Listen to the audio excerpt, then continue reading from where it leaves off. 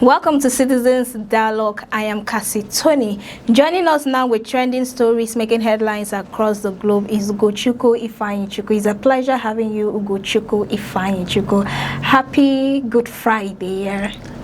Cassie, happy weekend. Good day to our viewers across the globe. And Cassie, like the way we say it in our own Christian faith, we say happy observance of the Good Friday. Okay. So today is Good Friday all over the world. We were wishing all our Christian brothers and sisters happy observance of the Good Friday. Okay, so I hope you've not eaten anything that has to do with red meat today.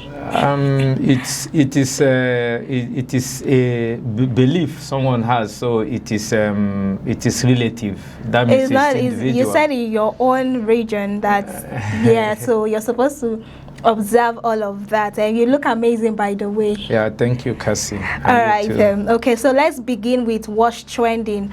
Amid subsidy removal, Nigerians' debt climbed towards 195 trillion naira. I thought this fuel subsidy, removal of this fuel subsidy was to reduce the rate at which Nigerians' debt is increasing, but recently our debt has been increasing. It has increased from 155 trillion to 195, and recently President Bola Ahmed Tinubu has borrowed $6 billion from foreign banks. You know, Cassie, borrowing in any part of the world is not prohibited. Okay. Like the way we say it in the Catholic Church, is not an anathema. That means it is not against the law. But what is devilish, what is not charitable to the people is that that borrowing, the money will be put into what you cannot account for and what cannot yield money to pay back. Because when you talk about borrowing, you borrow to pay back. So no matter where you borrow the money, no matter how much you borrow, the person is owing a debt. It is not a giveaway money. It is not dash. It is not money they give you for tips, or somebody gives you money to keep. Maybe when the person comes, you give the person back the money. This is not that kind of money.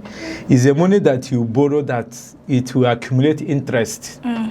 And the funny part of it is that we've been hearing from the grapevine all this while that Nigeria has already mortgaged our oil. Even the first subsidy Mr. President removed, it might be a saving grace in disguise.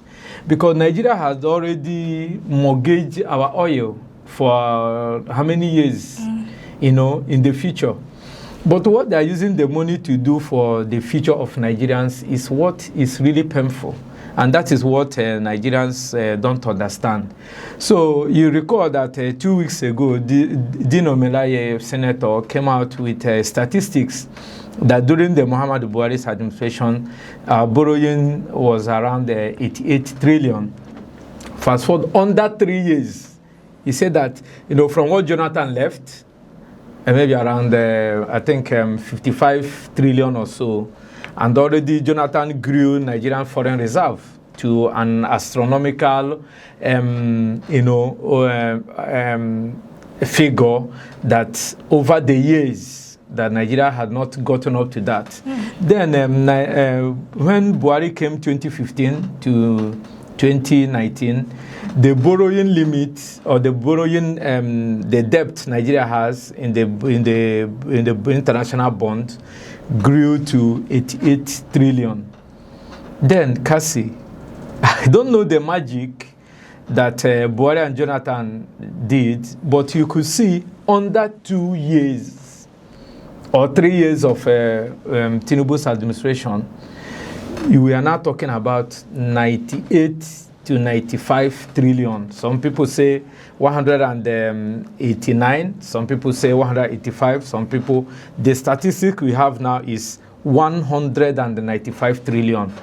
When you add up to the $6 billion that was approved within 4 hours, You know, it is the same promise that the former Senate president, after Saraki, the second tenure of Buhari, Ahmed Lawan, made to Buhari that anything that he brings to the Senate will be approved. And Godswill Akpabio has already made that proof because he is lying on the mandate of Tinubu. He's not even standing on the mandate. He is bedrosing and bedwetting on the mandate of Tinubu. So when you look at such individuals who are the people who should question, and the Senate who should know if the borrowing Nigeria had had over time is yielding a result. You talk about the coastal rail. You talk about the railway, the rail track that Jonathan started. Buhari made it one of his focal agenda. Until today, nothing happened. You know, this culture of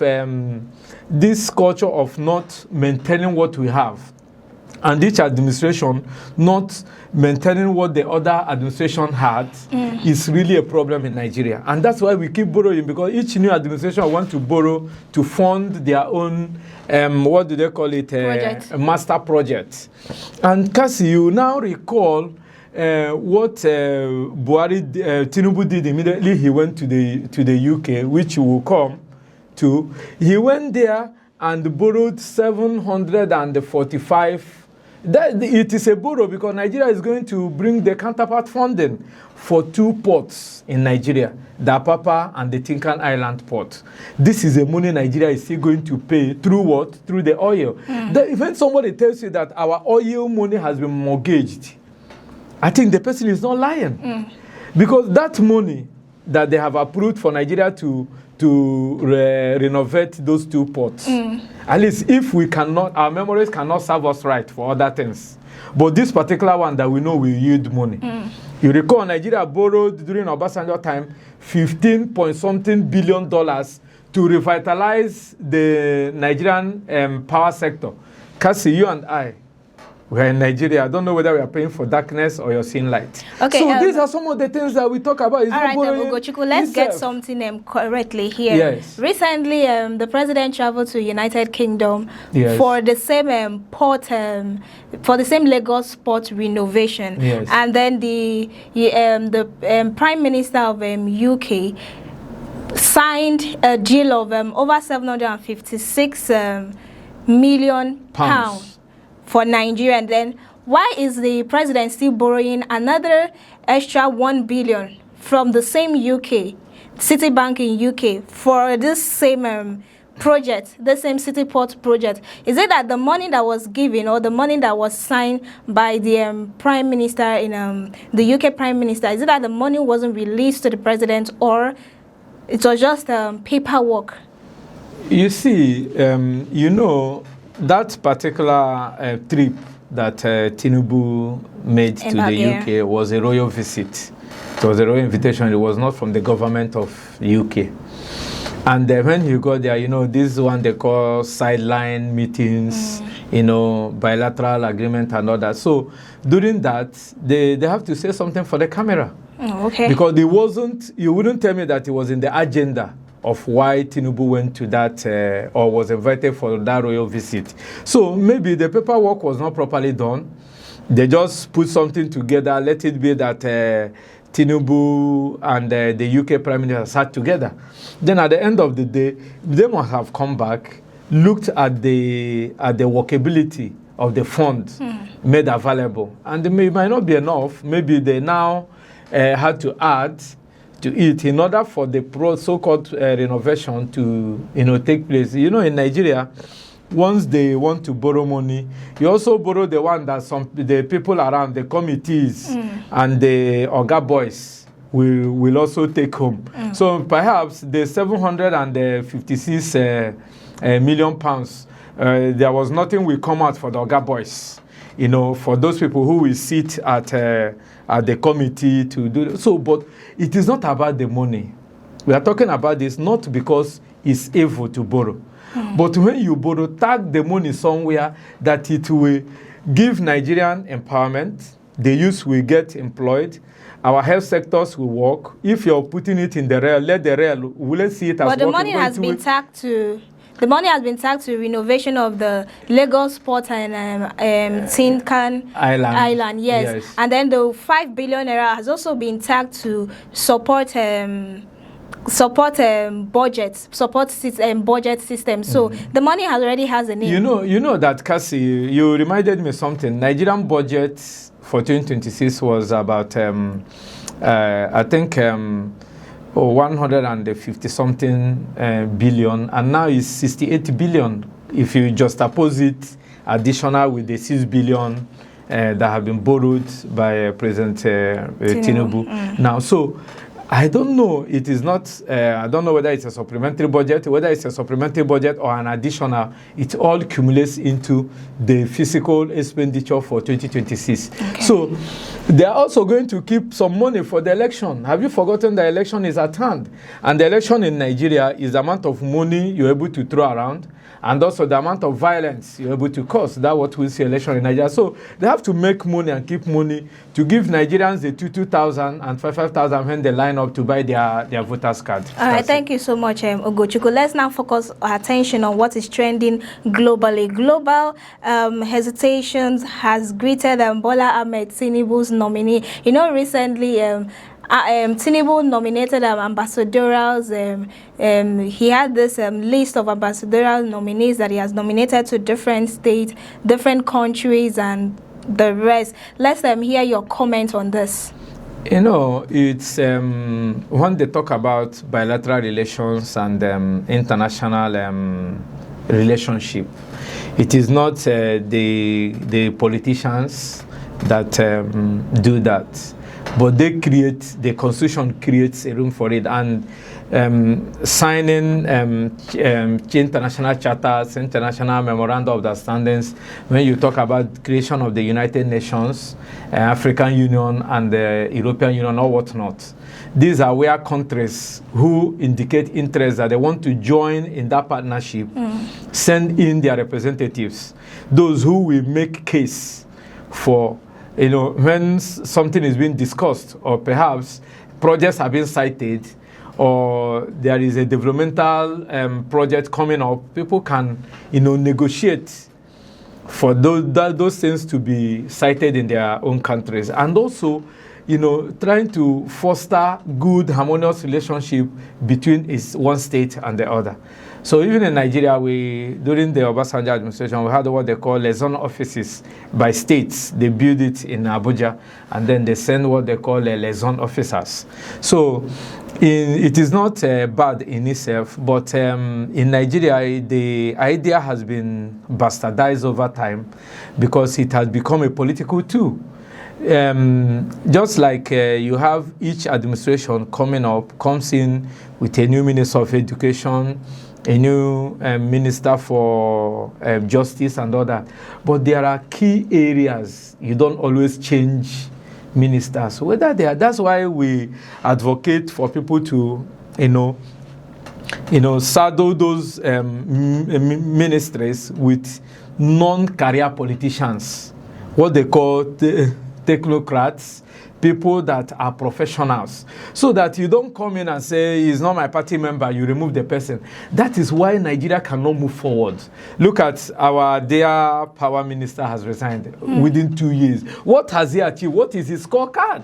What he made on ground, he has succeeded in what? In even reducing the quality of what he made. So how will he correct his mistake? Assuming he has been taking note and making mistakes all this while, maybe in the third, fourth year, he will correct it. When is he having the opportunity now to correct those? Anybody that just like, I have a case in the court, a judge is assigned with my case, and before you know it, just what made Odious Okalo now, let him off the hook. Odious Okalo should have been in jail.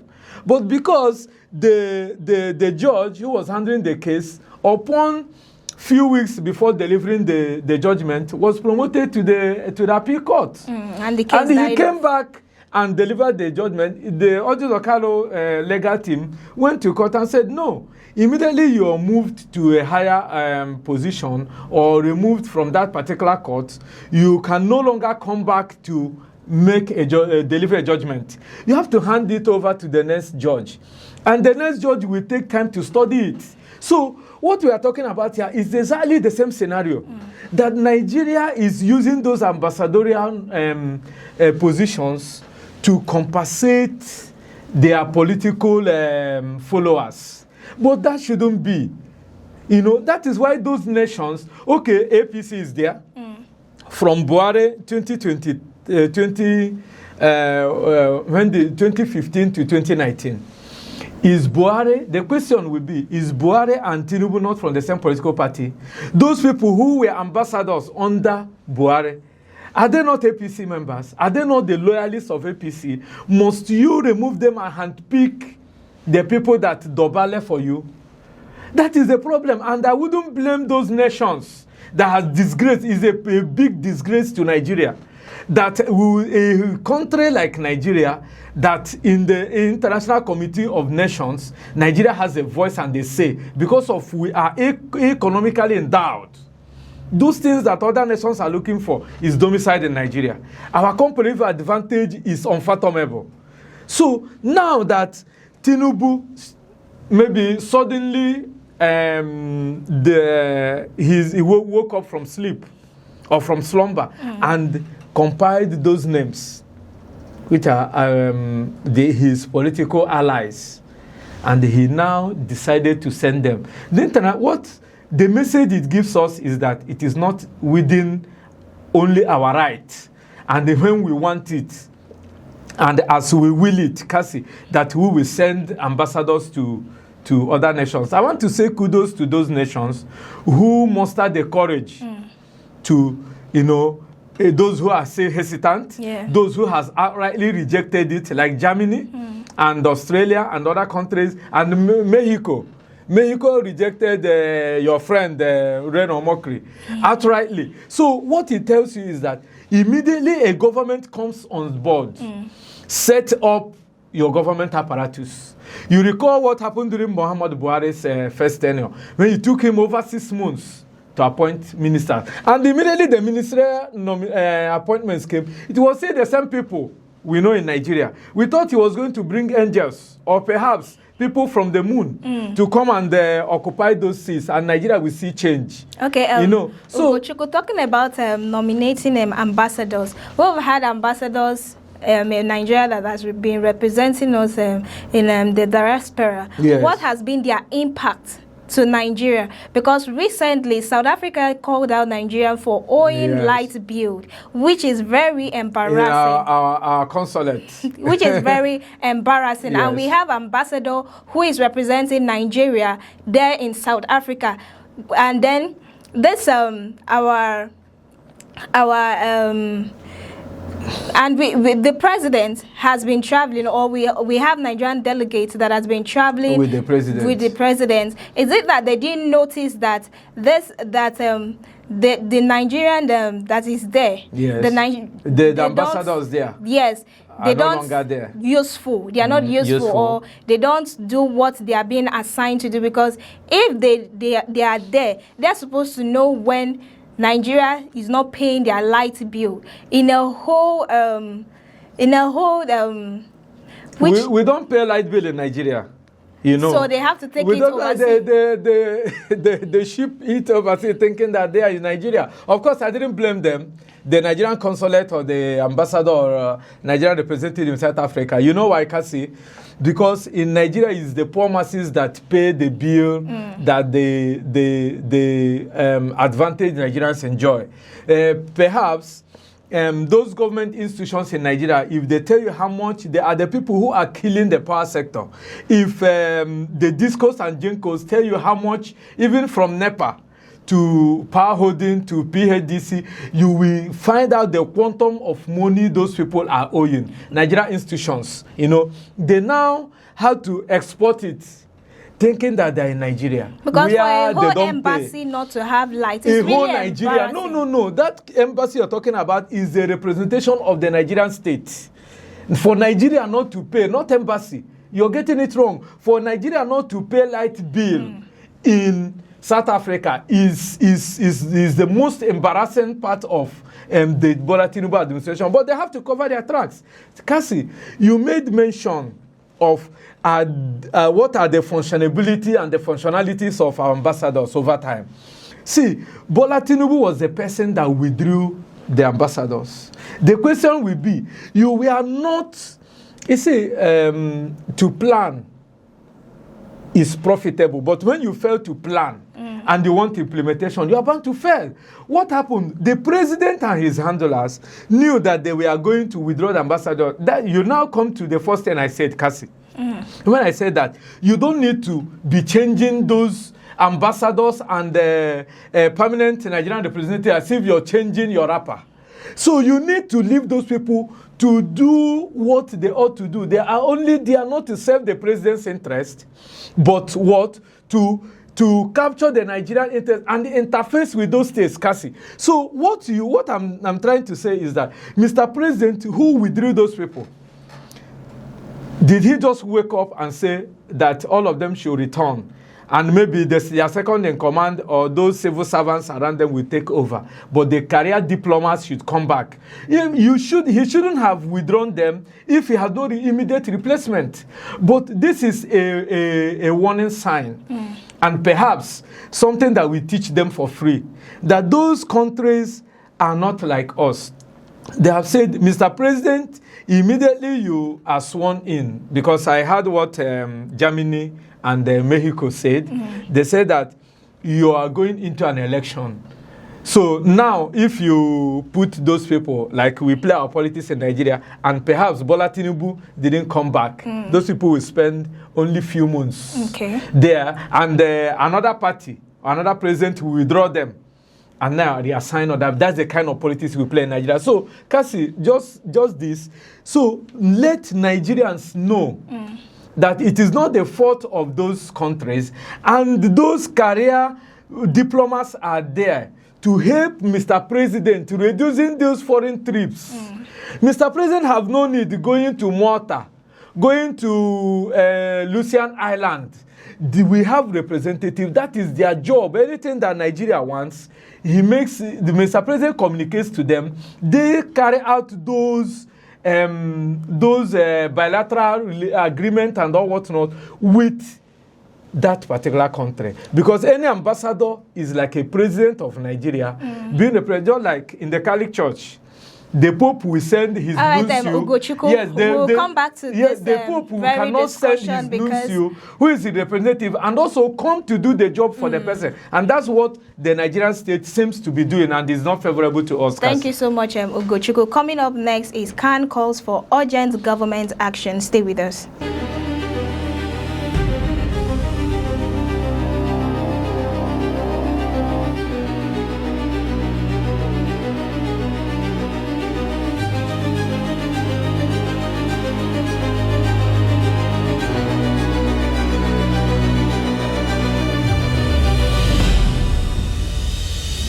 Still on the show, Citizens Dialogue. Hardship has hit Nigeria very hard due to the Plateau killings, and then Khan has called out the federal government to action. Recently, okay, let's hear your comment on this. You see, I hate it. I don't know whether it's the right word to use, or I dislike it when people play to the gallery. Those religious leaders that gathered for the camera over just killing and hardship. Since 2015, Nigerians have been undergoing excruciating, hardship, living in abject poverty. That a Nigerian full-grown family man will go, at the end of the day, will not make up to $5 per day. It's not up to $5. And the religious angle, because when I read philosophy, they told me about ancient philosophy, medieval philosophy, when the church, when the religious organization were holding sway in the world, they were the people ruling. From there, they now went into what we call the contemporary philosophy, or contemporary era, which continues to evolve. When the emperors the emirs and the kings started ruling.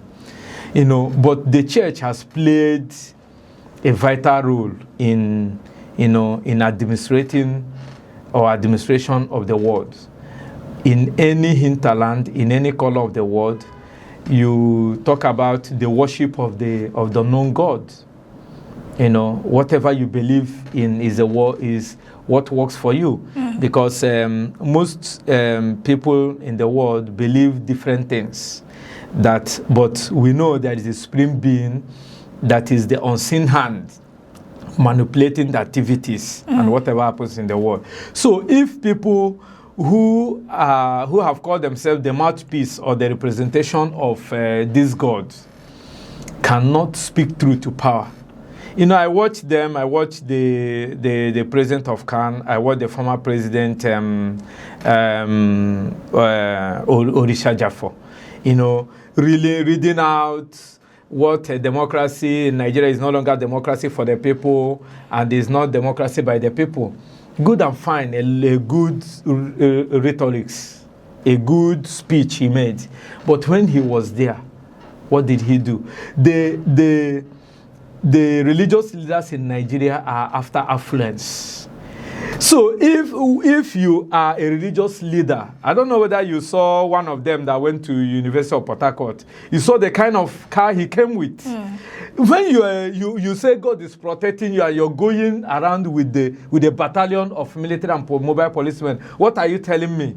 That is why I tell you, like Gandhi of Ghana said, I love your Christ, but I don't love you, the followers. Okay. Because you can't tell me another thing and do another let's thing. not talk about individual it's not religion leader. Yes. Now, I didn't mention any what name. is the action of the government? They've called out the government for action. Nah. What action should the government take at this point? And do they have to wait to be called out before knowing the right thing to do? I mean, they are seeing what is happening. Talk about the incident that happened in Plateau. Talk about the one that happened in Maiduguri, the one that happened in Borno, even the one that happened in Kebbi, and the one that happened also in Benue State. Does the government have to sit down and wait for CAN, for a religious association, to call them out before they know the right thing to do? I mean, that's why they are there, to represent Nigerian fully well.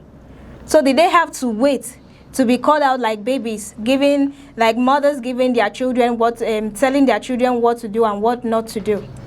Cassie, I don't want to take it to the government. I'm talking to CAN. I'm talking to CAN because they have failed in their duties. But they are not the government. No, it's not about the government. Those issues have been there. And who are those people? Who are the enablers of those problems? You recall during the 2023, before the 2023 general elections, are there not people that went to Lagos, stood on the podium and called themselves pastors and the religious leaders supporting Bola Ahmed Tinubu? What have they told him since he assumed office? That is where I was coming from.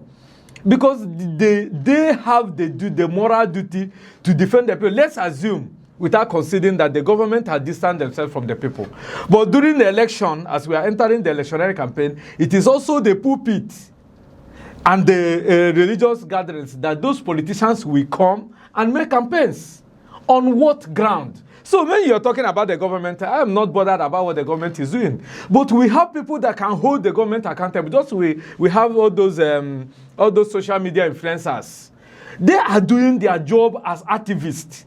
But let me tell you, with the number, each and every one of us have where we worship. Either you're a Muslim, you're a Christian, or you are a traditional worshiper.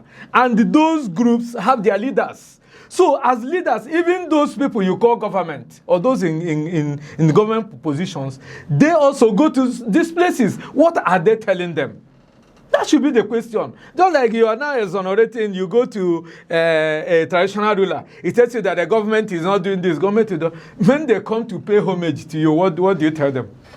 You throw your door open, put red carpet and welcome them. So let us talk to those religious leaders who are buying private jets, who are building skyscrapers. Let me tell you, when Oyibo man said the human infrastructure is the best, you can build your road but it's human beings that will fly on the road. So when you're talking about you're building a big edifice for God, where is that God you're seeing? If you don't have love and you don't have empathy for your fellow human being who is a creation of the same God you are building that thing for. Somebody is going home hungry. Somebody is not living in a well-sheltered apartment, and the person come to church, bring the offering, the one they call the widow's mite. And at the end of the day, you gather those things together, build a school, university that your church members cannot afford to pay. It becomes a class issue. Then you buy a private jet. You build edifice, carry 20 mopos, and you buy convoy, Cassie. So when you are talking to the government, the question will be, the government and those church leaders, are they competing? So what moral grounds do the religious leaders or can have in talking to the government? Because they lie in the same bed. So what they play is that they play to the gallery. Everybody now is waiting for the election money. Before they come to their churches, they donate. Some of them, don't be surprised, Cassie. Some of those religious leaders will start a project. You saw the fallout between Obi during the campaign and the Fadambaka. He said, show me the project, I will know what I will do. But he wanted him to announce money, because that is their stock in trade. So when you are now saying, show me the project so that I know where I can come in, you are not able to show him either proof by video evidence or picture evidence where the project is located. So he now becomes a stingy man. But when you just oppose it, you now understand that those are religious leaders are the problem we are having, because they are not saying truth to power. Recall what happened in the Bible. I don't want to go. When those people that God appointed spoke truth to power, some of them died for it. Ugochukwu, please round up. Yes, some of them died for speaking out the truth, and while some were exiled. But at the end of the day, their words came to fruition, where those people who chastised them were made to suffer, for the people to see that truly they were speaking not on behalf of themselves, but on behalf of God. But which are the religious leaders in Nigeria? Which of them that you call and say they have not taken from the government? So when they are with the government in bed, the people are left as orphans. So let us not begin to bemoan ourselves and begin to applaud them that they call out the government. Call out the government for what? So let the Nigerian masses go out, obtain their voters card, and don't sell their vote in order to change those narratives that we are suffering. So at this point, both the CAN and the government should be held responsible for their actions, right? Yes, the citizens should hold them accountable. All right, we've come to the end of the show, Citizens Dialogue. Many thanks, Ugochukwu, for joining us. Yeah, thank you, Cassie. Thank you, viewers, and happy Good Friday observance. And to you, our viewers, for tuning in, I am Cassie Tony, reminding you to stay informed and build a better society. Many thanks for watching, and join us next time for more breaking news across Nigeria. Happy Easter to you.